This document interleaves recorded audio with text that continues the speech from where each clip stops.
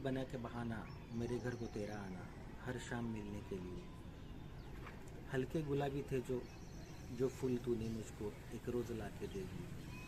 ते फूल आजही माझ्या डायरीच्या पानामध्ये आहे, जे मला आजही आठवण देतं की तू होतीस त्या 7 दिवसांच्या स्वप्नासाठी।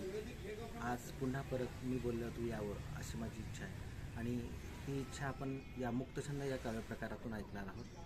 तर आज आपल्याला डॉक्टर नसीम पठाण यांच्याकडून हा मुक्तछंदाच्या काव्य प्रकारामधून विरहाची जी कल्पना आहे ती कशी असते, विरहामध्ये झुरणं जे काय असतं, विरहामध्ये मनुष्य मजनूसारखा होतो आणि या विरहामधूनच मनुष्य हा एखादा मोठा बिल्डर वगैरे होतो, अशी ही कल्पना आपण या काव्यछंदाच्या मुक्तछंदाच्या प्रकारामधून पाहणार आहोत। आपल्याला हेही समजलं की सफर जिंदगी काय आहे, आणि सफर जिंदगीमधले हे लम्हे, ते गिले शिकवे आणि खामोश जबा हे नेहमीच आपण स्वीकारलेलं असतं।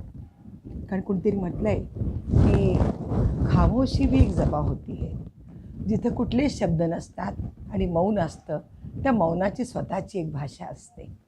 आणि अशी भाषा या सफर ए जिंदगीमध्ये आपण अनेक वेळेला स्वीकारलेली आहे।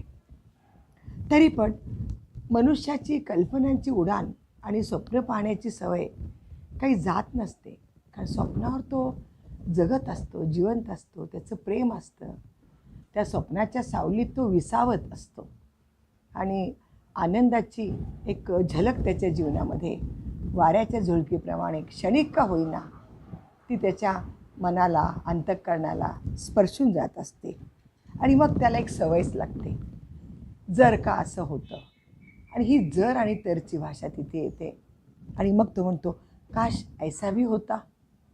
म्हणजे त्याच्या मनातल्या स्वप्नांना पूर्ती करण्यासाठी किंवा त्याच्या मनातल्या कल्पनांना व्यक्त करण्यासाठी या सगळ्या शब्दांचा आश्रय या मुक्तछंदामधून घेतला गेलेला आहे। तो रचनेचं नाव आहे काश ऐसा भी होता।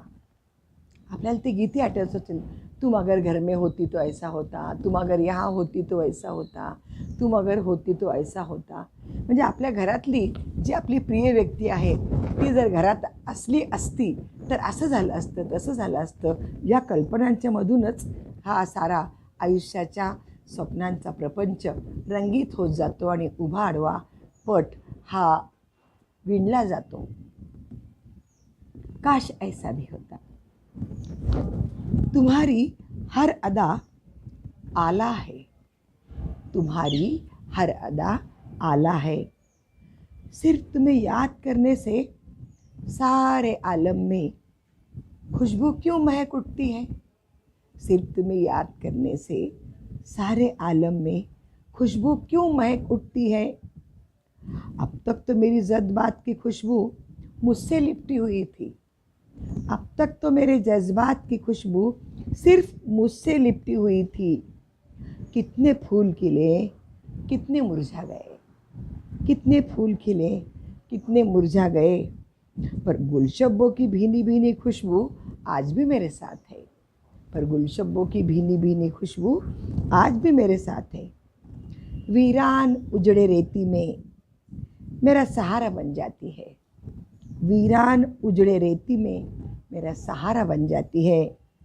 अभी अभी तो मैंने अपनी आँखों में समाये आंसुओं को पोंछा है, अभी अभी तो मैंने अपनी आँखों में समाये आंसुओं को पोंछा है। अभी अभी तो थोड़ी मैं संभल गई हूँ, अभी अभी तो थोड़ी मैं संभल गई हूँ। हमदर्द अगर फिर से तुम मिल जाते, हमदर्द अगर फिर से तुम मिल जाते, ज़िंदगी और भी संवर जाती, ज़िंदगी और भी संवर जाती। फिर से तुम्हारी वो आला अदा, फिर से तुम्हारी वो आला अदा मेरा हम सफ़र बन जाती, फिर से तुम्हारी वो आला अदा मेरा हम सफ़र बन जाती। काश ऐसा होता, काश ऐसा होता, काश ऐसा भी होता। धन्यवाद।